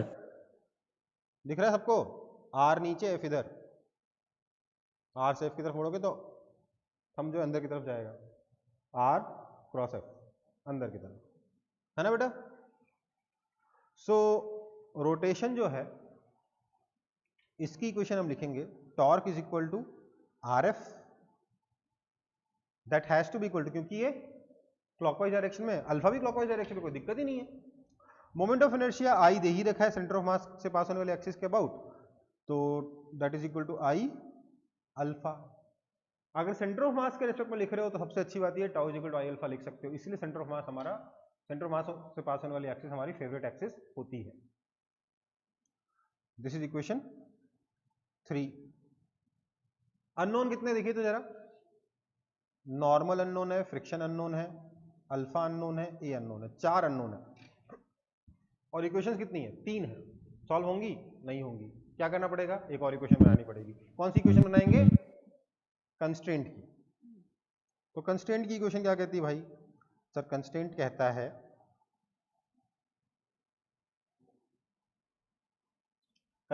है कि क्योंकि प्योर रोलिंग हो रही है और जिस फ्लोर के ऊपर, जिस सरफेस के ऊपर प्योर रोलिंग हो रही है वो रेस्ट पर है, इसलिए मैं लिख सकता हूं v is equal to omega are.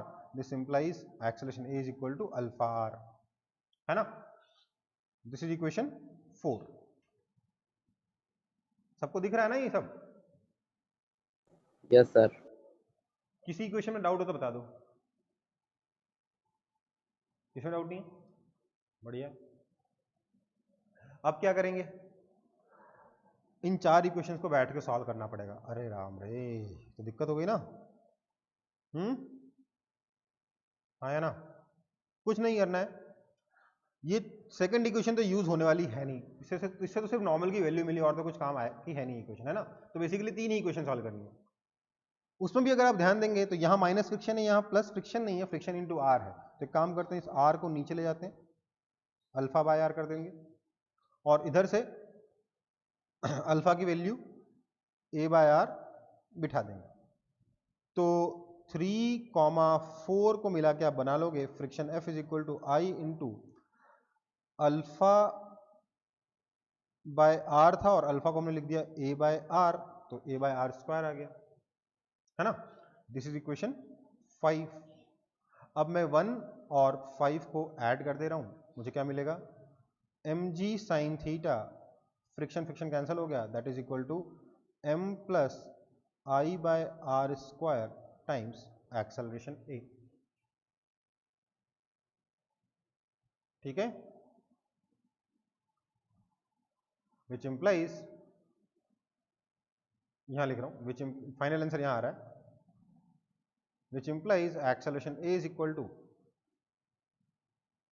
M G sine theta upon m plus I by R square.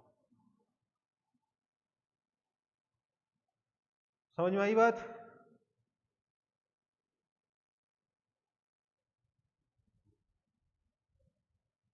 इसको आप ऐसे भी लिख सकते हो, g sine theta upon 1 plus I upon M R square.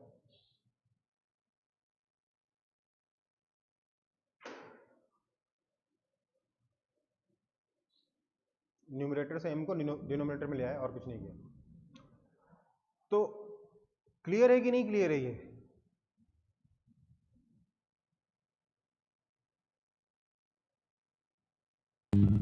Yes, sir. First part solve हुआ, अभी तक सेकंड पार्ट बाकी है ना?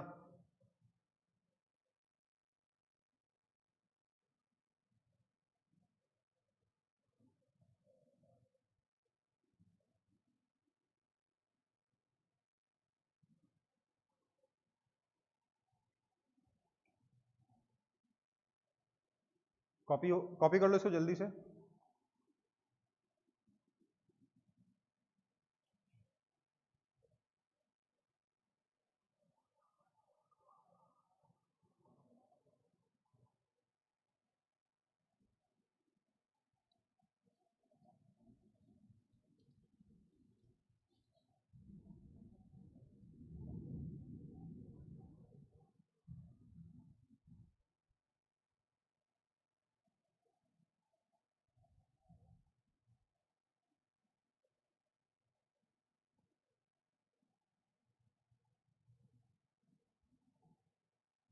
जिसका कॉपी हो गया रेज योर हैंड।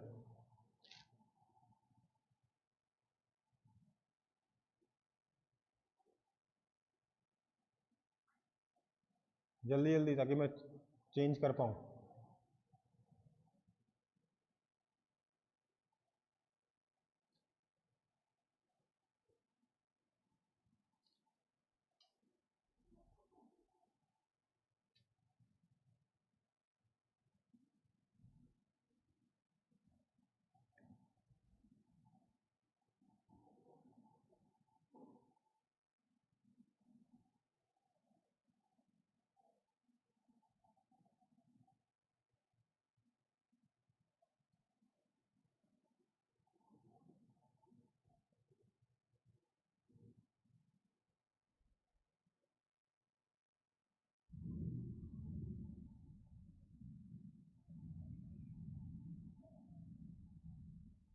आगे बढ़ रहा हूं।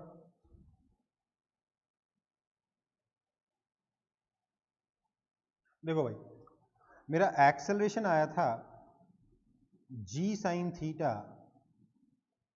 Upon 1 plus I upon M R square. ठीक है, मुझे फ्रिक्शन के बारे में बात करनी थी, तो मुझे भी पता था कि mg sine theta minus friction is equal to ma था। This implies friction is equal to m into G sine theta minus A, that is equal to m times acceleration में से भी देखिए जी साइन थीटा कॉमन आ जाएगा, तो जी sine theta बाहर ले लिया हम लोगों ने, आ गया 1 minus 1 upon 1 plus I upon M R square, that is equal to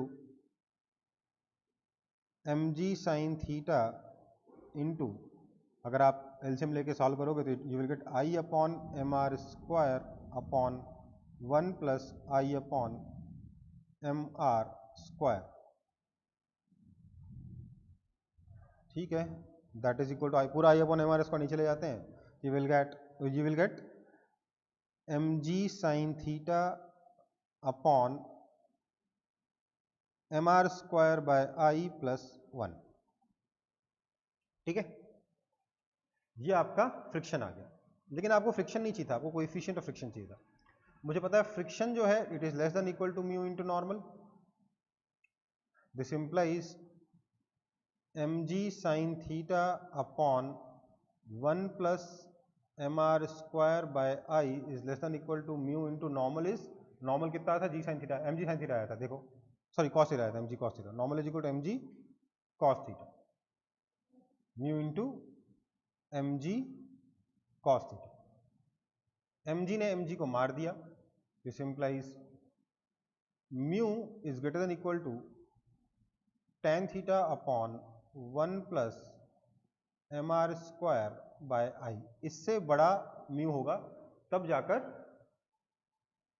आपका रोलिंग विदाउट स्लिपिंग हो पाएगा, अदरवाइज रोलिंग विदाउट स्लिपिंग नहीं होगा। समझ में आया कि नहीं?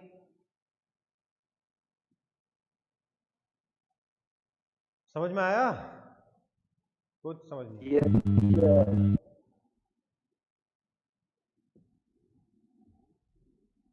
इजी है, डिफिकल्ट है, बहुत डिफिकल्ट है, थोड़ा इजी है, नॉर्मल है, क्या है ये सब? लेंदी तो है, डिफिकल्ट है कि नहीं ये बता, पूछ रहा हूं।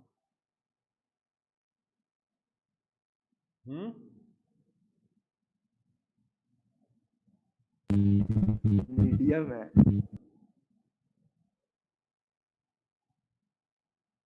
डिफिकल्ट है?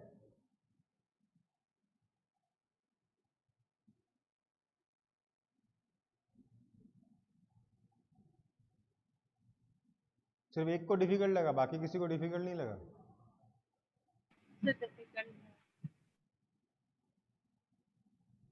ठीक है, बड़े प्यार से अगर आप आराम से करोगे ना तो उतना डिफिकल्ट नहीं है जितना आप सोच रहे हो। प्यार से एक एक स्टेप करोगे जल्दबाजी के बिना तो उतना डिफिकल्ट नहीं लगेगा। आगे बढ़ूं?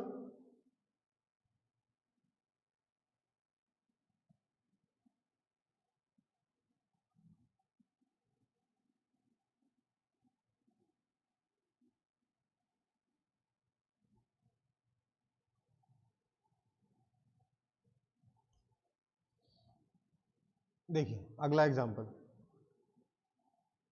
a hollow sphere, a solid sphere, a ring and a disc are set to roll from a point on a rough incline. Arrange them in the order of time taken by them to reach the bottom of the incline.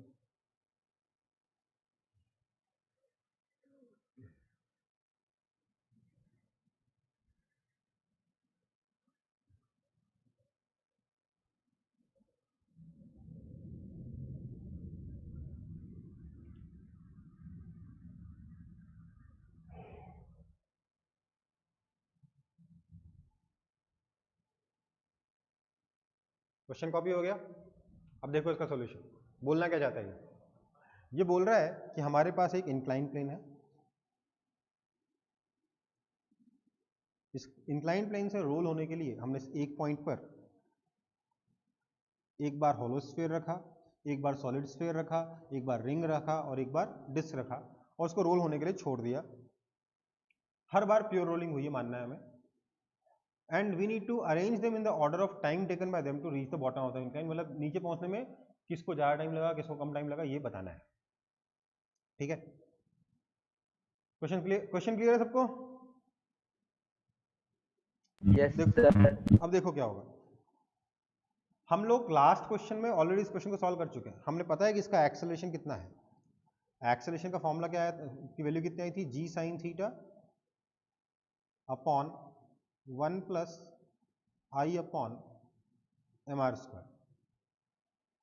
अब देखो इस expression में सबका जो सारे objects के लिए जी sine theta same है, 1 सेम है, आई अपॉन एम आर स्क्वायर ही अलग अलग चीजों के लिए अलग अलग है ना।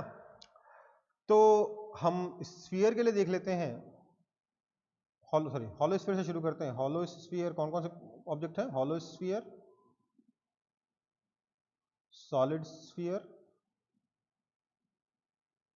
रिंग और डिस्क। ध्यान दीजिएगा बेटा, सबका रेडियस इक्वल नहीं दिया गया है, जिसके जो मर्जी वो रेडियस आ जाए तो कोई बात नहीं, आई के अंदर वो सब कैंसिल हो जाएगा। आई अपॉन एम आर स्क्वायर की वैल्यू कितनी होगी हॉलो स्फीयर के लिए? हॉलो स्फीयर के लिए सर मोमेंट ऑफ इनर्शिया होता है 2/3 एम आर स्क्वायर, तो आई बाय एम आर स्क्वायर हो गया 2/3, हाँ या ना। सॉलिड स्फीयर के लिए आई बाय एम आर स्क्वायर कितना हो जाएगा 2/5। रिंग के लिए कितना हो जाएगा 1। और डिस्क के लिए कितना हो जाएगा?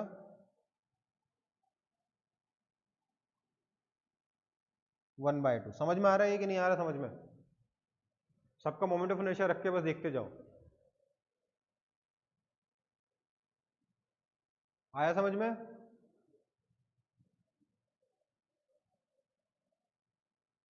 Yes sir. ओके, तो अब हम बोल सकते हैं कि acceleration of hollow sphere is equal to g sin theta upon 1 plus 2 by 3 is 5 by 3, 5 by 3. Acceleration of solid sphere is equal to g sin theta upon 1 plus 2 by 5 is 7 by 5, so 7 by 5. Acceleration of ring कितना हो जाएगा? g sin theta upon 1 plus 1 that is equal to 2, and acceleration of disk is equal to g sin theta upon 1 plus 1 by 2 that is 3 by 2. ठीक है, सबका acceleration निकल आया। मैं clearly देख सकता हूं कि सबसे छोटा एक्सेलरेशन है रिंग का, है ना? यहां 0.6 है, यहां 0.7 है और यहां 0.66 है। उसके बाद है आपका 0.7 सबसे छोटा, तो एक्सेलरेशन ऑफ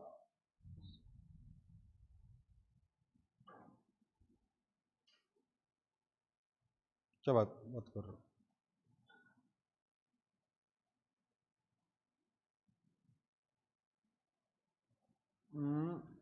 एक्सेलरेशन ऑफ, मैंने कैलकुलेशन सही करी है हॉलो स्फीयर के लिए। 1 plus 2 by 3 is 5 by 3, okay.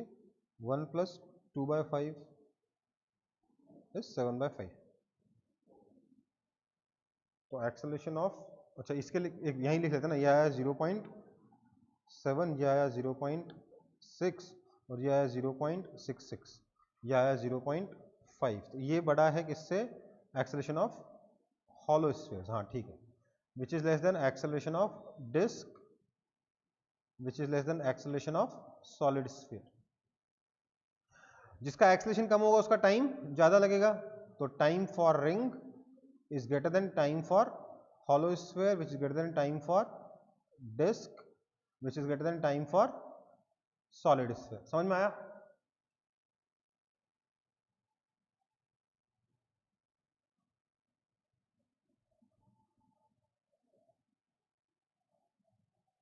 कोई दिक्कत?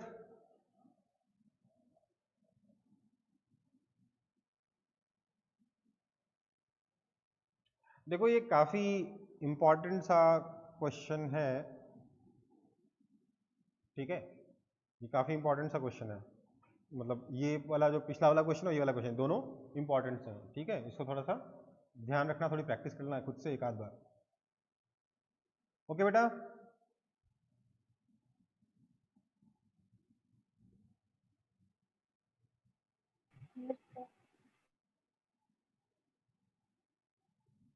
ठीक है।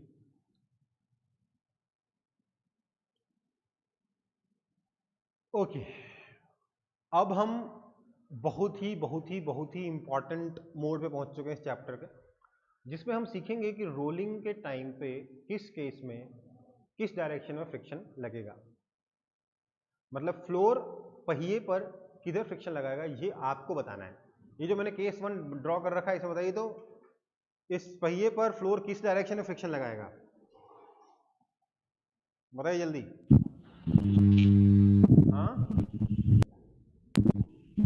बैकवर्ड। बैकवर्ड लगाएगा। No friction. क्यों नहीं कोई फ्रिक्शन? क्योंकि स्मूथ है। रिलेटिव क्वेश्चन नहीं है। स्मूथ है, क्यों लगेगा फ्रिक्शन? v ओमेगा आर के बराबर है, चुपचाप ऐसे चलता रहेगा। समझ में आई बात? कुछ नहीं होगा, कोई फ्रिक्शन नहीं लगेगा, ठीक है? कोई दिक्कत है किसी को?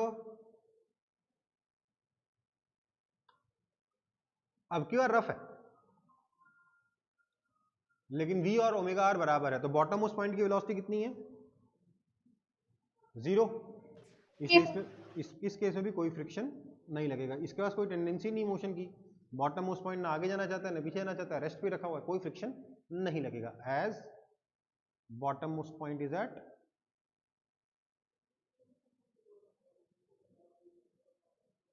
Rest with respect to surface. उस सरफेस जिसके ऊपर ही रखा हुआ है उस सरफेस के रिस्पेक्ट में ये बॉटम मोस्ट पॉइंट क्योंकि रेस्ट पर है इसलिए इस पर कोई फ्रिक्शन नहीं लगेगा। सरफेस रेस्ट पे था इसलिए बॉटम मोस्ट पॉइंट भी रेस्ट पर है, राइट। ओके, इसमें भी चुपचाप रोल करता रहेगा, ये पहिया कभी नहीं रुकेगा, रोल करता जाएगा करता जाएगा करता जाएगा करता जाएगा करता जाएगा। अगर आइडियल पहिया हो, सरफेस भी रिजिड हो, पहिया भी रिजिड हो और एयर रेजिस्टेंस भी ना हो तो ये पहिया कभी नहीं रुकेगा। रुकता क्यों है? क्योंकि एयर रेजिस्टेंस होता है और पहिया और सरफेस दोनों से कोई भी परफेक्टली रिजिड नहीं होता है, कुछ ना कुछ डिफॉर्मेशन हो जाता है जिसकी वजह से फ्रिक्शन एक्ट कर जाता है, ठीक है। और ऑब्वियसली एयर रेजिस्टेंस तो है ही है। ओके बेटा,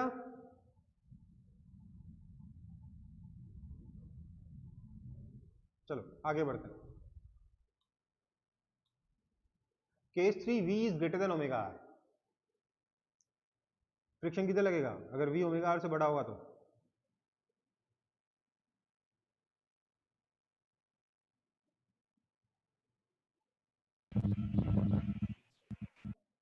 बोलो, कोई तो बोल दो।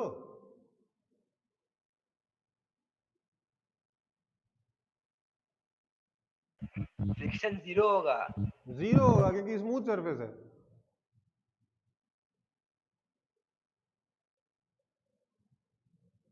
ठीक है, क्योंकि स्मूथ सरफेस है इसलिए कोई फ्रिक्शन नहीं लगेगा। लेकिन मोशन कैसा होगा देखिए, V क्योंकि ओमेगा आर से बड़ा है, आप देख सकते हैं ये फिसलते हुए आगे जा रहा है। वापस ध्यान से देखिएगा, फिसलते हुए आगे जा रहा है कि नहीं जा रहा? Yes sir. Bottom most point की वेलोसिटी किधर है? आगे की तरफ है,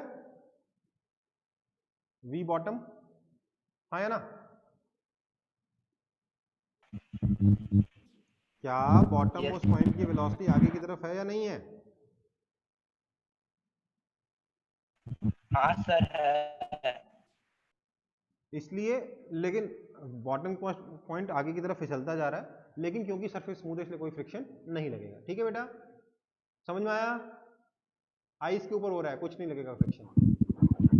हाँ, इसके से बताइए तो फ्रिक्शन कितना लगेगा?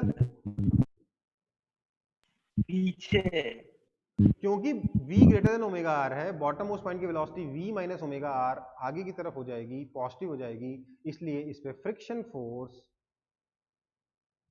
पीछे लगेगा, हाँ या ना?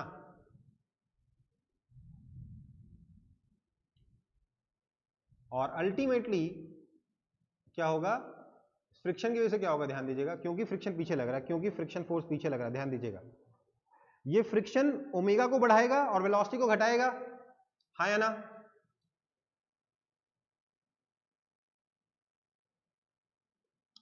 बोलो ना।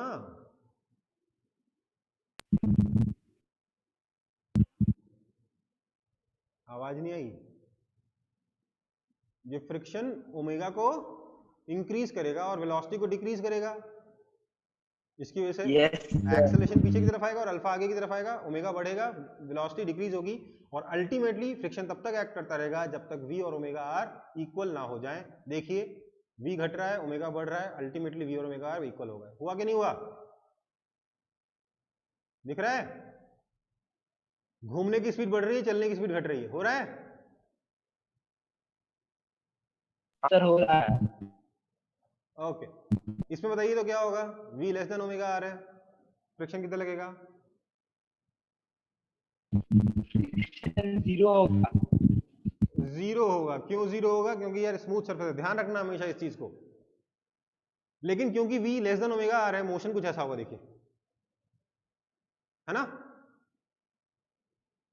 घूम तो जोर जोर से रहा है पर चल धीरे रहा है, हाँ या ना? बोलते जाओ बस। Yes sir. तो बॉटम मोस्ट पॉइंट की वेलोसिटी पीछे की तरफ है ना? लेकिन क्योंकि सरफेस स्मूथ है इसलिए कोई फ्रिक्शन नहीं लगेगा। ठीक है बेटा, कॉपी करते जा रहे हो ना फटाफट सब लोग सारे केसेस?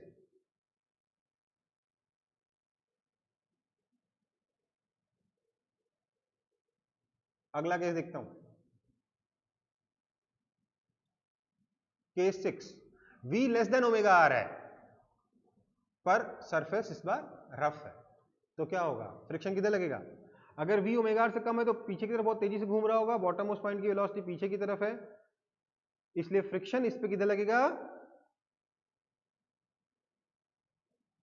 आगे की तरफ, हाँ या ना?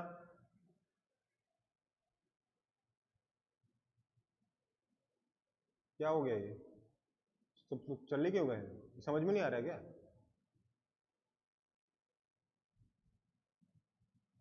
जो भी इस पे फ्रिक्शन लगेगा आगे की तरफ, और क्या होगा, धीरे धीरे ये एक्सेलरेट करेगा, ध्यान दीजिए, धीरे धीरे ये एक्सेलरेट करेगा, तब तक करेगा जब तक कि v और ओमेगा आर इक्वल ना हो जाएं। ठीक है बेटा, नेक्स्ट पार्ट, मतलब ये जो है ध्यान दीजिएगा बेटा, इसको आप इस टॉम एंड जेरी वाला जो आपको सीक्वेंस दिख रहा है वैसा समझ सकते हो। क्या हो रहा है देखिए, पहिया पहले घूम रहा था, फ्रिक्शन की वजह से आगे बढ़ गया, राइट है ना? दिस इज सेम है जो यहाँ पे हो रहा है टॉम एंड जेरी का केस में। क्या हो रहा है, दौड़ रहा था, पहिया घूम रहा था और थोड़ी देर बाद एक्सेलरेट कर गया, हो रहा है? Yes sir. Jerry, Tom and Jerry, Tom तो नहीं यहाँ पे, जेरी है खाली, है ना? ओके, अगला u is equal to omega naught R and force is on the axle. इस केस में क्या होगा, इनिशियल वेलोसिटी तो ओमेगा नॉट आर के बराबर है, initial angular velocity omega naught जो है ना उसके बराबर है, इनिशियल वेलोसिटी उसके हिसाब से बराबर है ओमेगा नॉट आर के, बट एक फोर्स भी लग रहा है, तो इस केस में क्या होगा?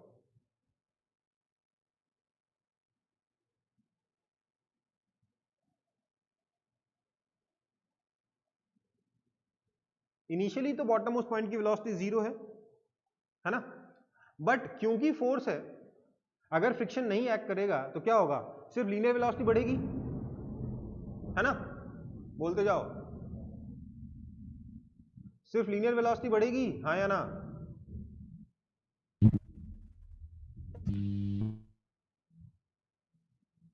जवाब ही नहीं है।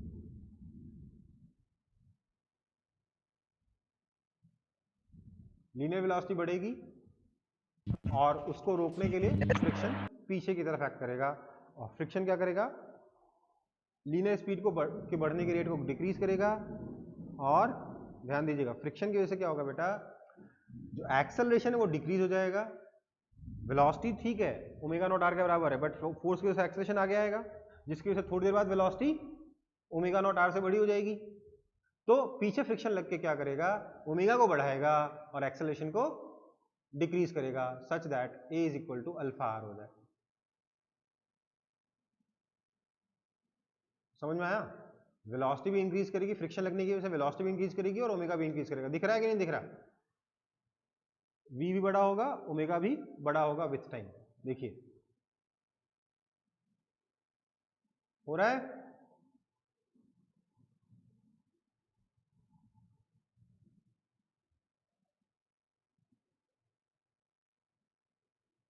समझ में आया कि नहीं आया? Yes sir. नेक्स्ट केस, ये लास्ट केस है शायद, नहीं इसका अधिक और होगा शायद। u आपका ओमेगा नॉट आर के बराबर है, ठीक है अच्छी बात है, पर एक टॉर्क लग रहा है आगे की तरफ, एक टॉर्क लग रहा है आगे की तरफ। आपको बताना है इस केस में फ्रिक्शन किधर लगेगा, कोई बताएगा मुझे? आगे की तरफ। क्यों? क्योंकि टॉर्क की वजह से अल्फा आएगा, जिसकी वजह से बॉटम मोस्ट पॉइंट की वेलोसिटी पीछे की तरफ आना चाहेगी, इसलिए फ्रिक्शन इस पे आगे लग के अल्फा को रिड्यूस करेगा और वेलोसिटी को इंक्रीज करेगा, है ना? समझ में आई बात? ये टॉर्क वाला केस है, this is basically rear wheel of bicycle while pedalling. Pedal मारते वक्त ये टॉर्क वाला केस क्या होगा, जब आप ध्यान दीजिए, पेडल मारते क्या होता है, आप एक्सेलरेट करते हो ना, एक्सेलरेट करने के लिए क्या करते हो, पेडल मारते हो, तो पीछे वाले पहिए पे सिर्फ टॉर्क अप्लाई करते हो आप, आपके पेडल मारने से पीछे वाले पहिए पे चेन जो है टॉर्क अप्लाई करता है, उस टॉर्क की वजह से ये इसके घूमने की स्पीड बढ़ती है, फ्रिक्शन आगे लगता है और साइकिल आगे बढ़ती है। समझ में आया? हाँ या ना?